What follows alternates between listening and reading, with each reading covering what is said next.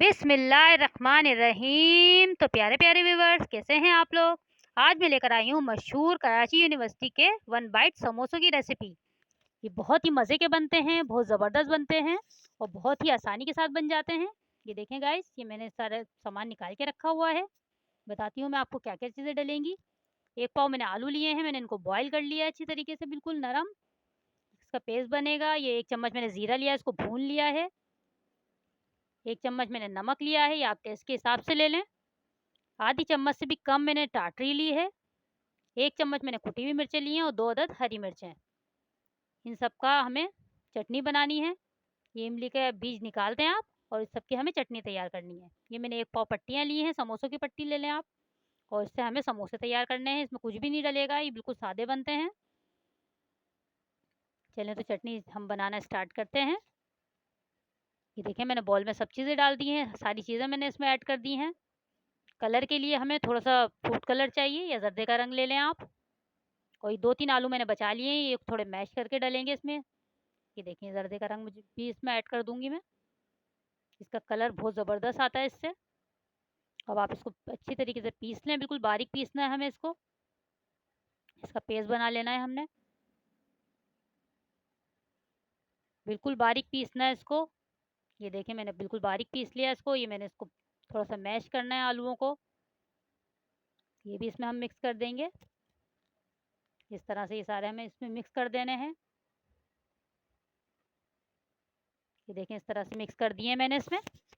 आप इसको ज़रूर ट्राई करिएगा। आप खाएँगे तो खुश हो जाएँगे कि ये घर में भी इतने मज़े के बन जाते हैं।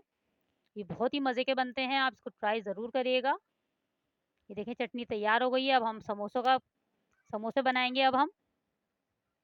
ये देखिए, मैंने सारे समोसे तैयार कर दिए हैं, इसमें कुछ भी नहीं डला है, सिर्फ़ हमने लई से इसको चिपकाया है समोसों को, और कुछ भी नहीं है, खाली है। और बाकी जो पट्टियाँ बच गई थी उनको मैंने बारीक काट लिया है, उसको भी हम फ्राई कर लेंगे, पट्टियों को भी।